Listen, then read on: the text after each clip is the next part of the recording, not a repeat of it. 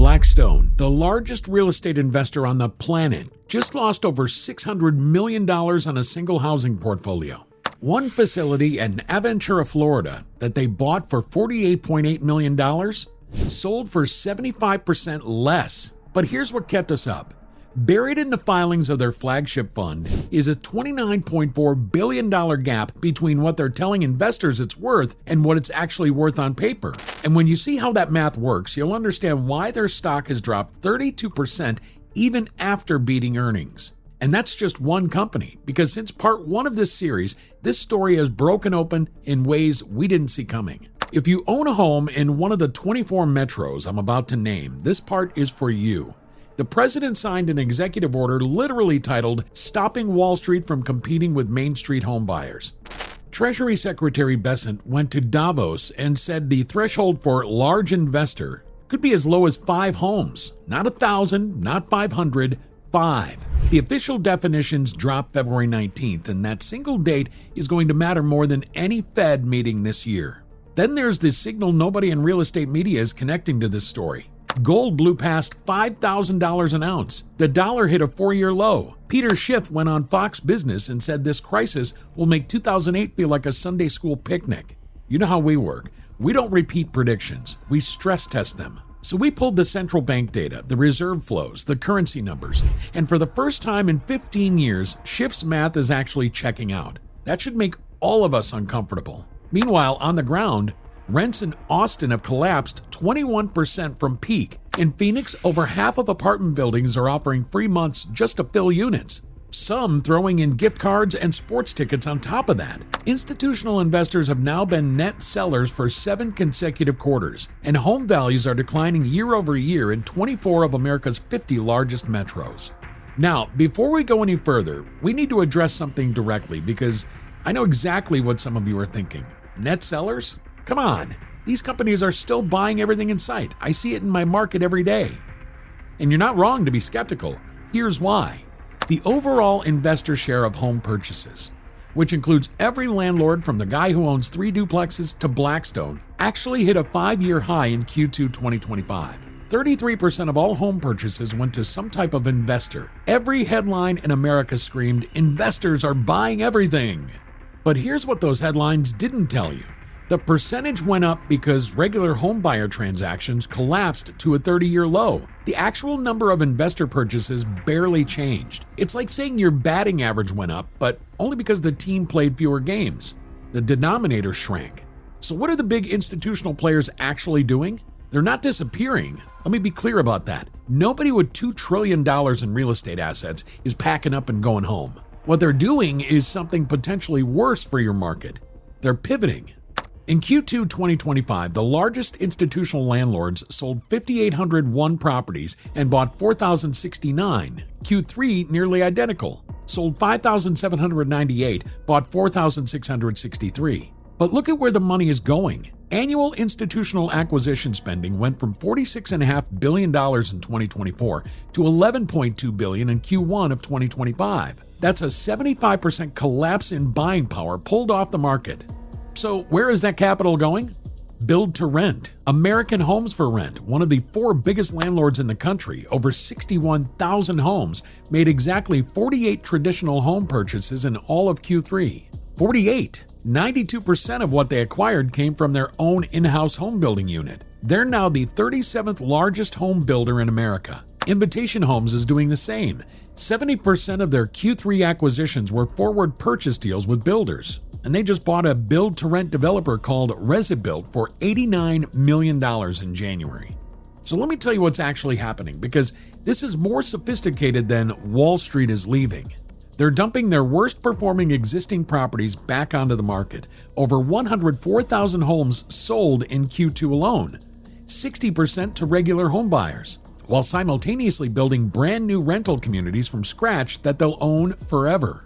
Communities that are specifically exempted from Trump's executive order. They're not exiting the game. They're rewriting the rules of the game in their favor. And that should concern you more, not less. All right, so let me show you how these Blackstone losses actually break down, because the headline number doesn't capture how bad individual properties got. This was a $1.8 billion senior housing portfolio, roughly 90 properties, 9,000 units, assembled in 2016 and 17 through 2 acquisitions. They financed it with $1.2 billion in floating rate debt. And when rates went from near 0 to 5%, that debt turned into an anchor around their neck. Of the 39 properties sold between 2022 and 25, the total purchase price was $755 million.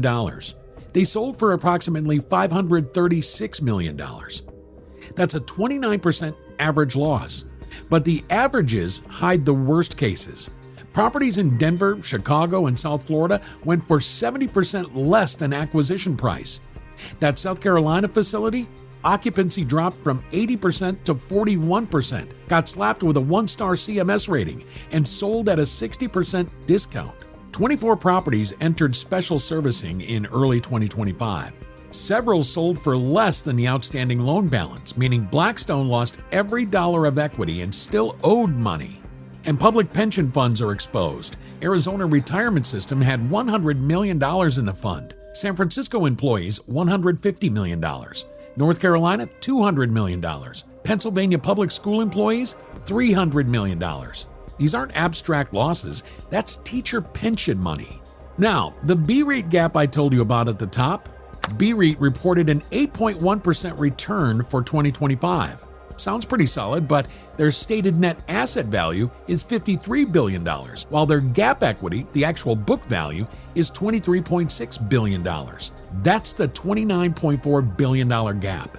Their NAV is running at 2.25 times book equity. Chilton Capital ran an independent analysis and estimated that if B-REIT were a publicly traded REIT, it would trade 60 to 70% below the value Blackstone is quoting to investors. Their dividend payout ratio hit 519% in 2024. That means for every dollar they earned, they paid out $5 in dividends. Public REITs average 74%. You could do that for a while with no investor money coming in, but it's not a business model, it's a treadmill. The University of California invested $4.5 billion in B-REIT in December 2022 with a guaranteed 11.25% hurdle rate. Through February 2025, their actual annualized return was 1.3%. To hit their target, B-REIT needs to deliver a cumulative 84% return between March 2025 and December 2028. And the stock, BX itself, down 13% year to date and dropped 5.6% the day Trump announced the institutional ban. Even after record Q4 distributable earnings of $1.75 a share, beating estimates by 14%, the stock still fell 3%. The market is pricing in something the earnings reports aren't showing you.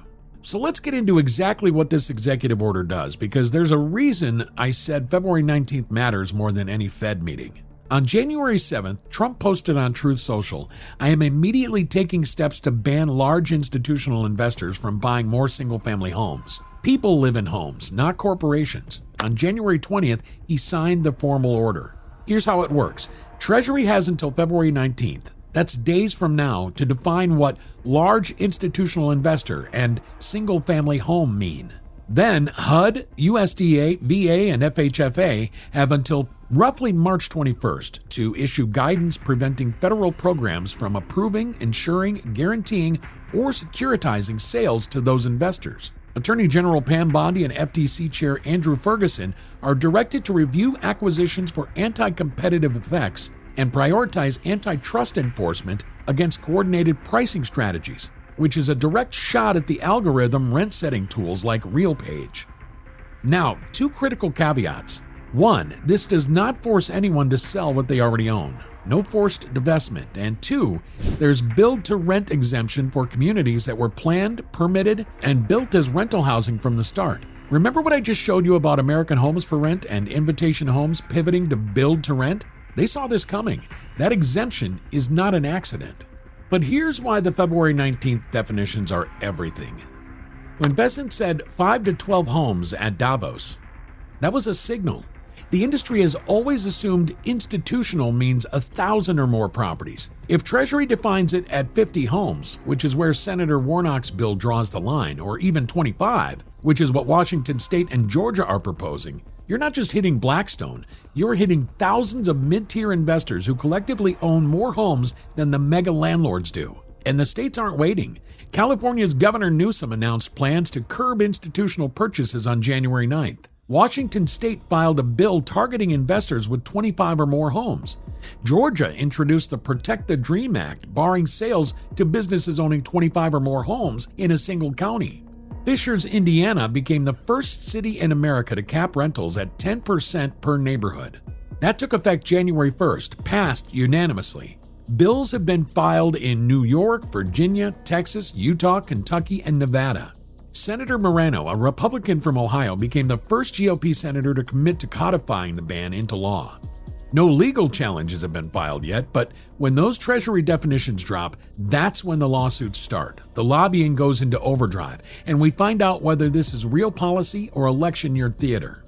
We're going to cover that the day it happens, and real quick, if you want to catch that breakdown before the market prices it in, hit the notification bell. We drop new housing data every week, and the viewers who see it first get the edge. The bell makes sure you're not finding out days later when everyone else already moved. All right, let's continue. Now, let me zoom into what's actually happening to rents and home prices in the markets where these companies are most concentrated, because the national averages hide the real story. Nationally, the median apartment rent is $1,353 a month, down 1.4% year over year. That sounds mild, but in real inflation-adjusted terms, rents have been declining for 37 consecutive months. Over 3 straight years of renters getting quietly less squeezed while landlords get quietly more desperate. I already mentioned Austin and Phoenix in the open, but here's what I didn't tell you. Austin's vacancy rate has hit 15%, the highest of any major metro in the country. The reason rents dropped 21% from peak isn't just oversupply. It's that builders delivered roughly 600 to 700,000 new apartment units nationally in 2024, the most since 1986, and another 500,000 in 2025. And a huge share of that supply landed in exactly the Sunbelt markets institutional investors targeted: Austin, Phoenix, Dallas, which is expecting another 28,800 new units in 2026, Charlotte, 16,100 new units, which is 6.4% of existing stock in a single year. In Phoenix, where over half of buildings are already offering concessions, some lease-ups are 8 to 10 weeks free. MAA, one of the largest apartment REITs in the Sunbelt, reported in their Q4 earnings on February 5th that roughly 2/3 of their competitors are offering 5 weeks free just to compete. Atlanta rents are down 13.6% from their October 2021 peak. Apartment vacancy nationally hit 7.3% per apartment list, a record since they started tracking in 2017. And CoStar has hit even higher at 8.2 to 8.5%. Luxury apartments, 11.5% vacancy. And it's not just rents. Home prices are splitting the country in half. 24 of the 50 largest metros are declining year over year. Austin down over 6%, Tampa Bay down 6%, Miami nearly 5%, Dallas down 4%. Zillow calls Southwest Florida the epicenter of housing market weakness. Prices there dropped 11% in Q1 2025 versus a year earlier. Cape Coral is forecast to drop another 10%. Meanwhile, the Northeast and Midwest are still appreciating. National inventory has risen 26 consecutive months to 1.11 million homes. And 10 states have already surpassed their pre-pandemic 2019 inventory levels: Arizona, Colorado, Florida, Idaho, Hawaii, Oregon, Tennessee, Texas, Utah, and Washington. Every single one is a market institutional investors targeted heavily. That's not a coincidence. All right, let me show you the data behind that shift claim, because this is the section that changed how we're thinking about all of this. Gold didn't just cross $5,000. It set 53 new all-time highs in 2025. Total global demand exceeded 5,000 tons for the first time ever. $555 billion worth, up 45% in a single year. And who's buying? Central banks. They purchased 863 tons last year, averaging 60 tons per month. Before 2022, the average was 17 tons. That's a 3.5 times increase in central bank gold accumulation. Poland led with 102 tons. China's central bank has been buying for 15 consecutive months. A World Gold Council survey found 95% of central banks expect global gold reserves to keep increasing. And late last year, gold officially surpassed U.S. Treasuries as the world's largest reserve asset by value. Read that again. The world's central banks now hold more value in gold than in American government debt. The dollar index is at roughly 97.35, down 10% over the past year. China's treasury holdings have dropped from over $1.3 trillion at peak to about $680 billion. Russia and China now settle 90% of their bilateral trade without touching the dollar. BRICS nations collectively hold over 6,000 tons of gold. The dollar share of global reserves has fallen from over 70% in the 90s to roughly 57% today. Now, I said I'd stress test Schiff, so let me give you the other side. Peter Schiff has been predicting dollar collapse for over 15 years. He runs a gold retail business, so he benefits every time this narrative gains traction. U.S. GDP was growing at a solid pace through 2025. Total foreign ownership of treasuries actually hit a record above $9.4 trillion as asset managers and pension funds offset central bank selling. The dollar is weakening, but it's not collapsing. So where does that leave us? You don't need Schiff to be fully right for this to matter. U.S. national debt hit $38.56 trillion as of February 4th. Annual interest payments now exceed $1 trillion, the second largest federal expense. The Fed has cut rates 175 basis points since September 2024, but mortgage rates are still sitting at 6.11%, and they're forecast to stay above 6% for most of this year. If you're an institutional investor trying to refinance floating rate debt, or a buyer trying to afford a median-priced home that now consumes 47.7% of median household income, the macro environment is squeezing you from every direction regardless of whether the dollar formally collapses. And Blackstone isn't the only one bleeding.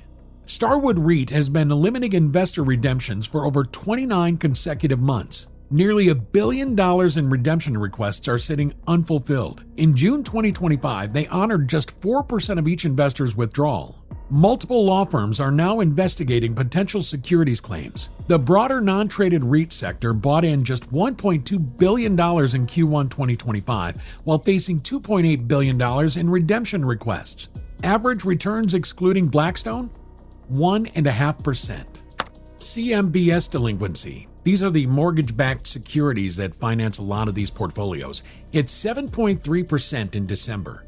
Multifamily specifically reached 7.12%, the worst since December 2015, and $957 billion in commercial real estate loans came due in 2025, nearly 3 times the 20-year average. That debt has to be refinanced at today's rates. A landlord who financed a portfolio at 3% is now looking at 6 or 7. The math does not work. But here's who's getting hurt the most, and it's not Wall Street, it's first-time buyers. The first-time home buyer share fell to 21%, the lowest since NAR started tracking in 1981. Think about that. In the early 2000s, first-time buyers made up 40% of the market. Now, it's 21%. The median first-time buyer is now 40 years old.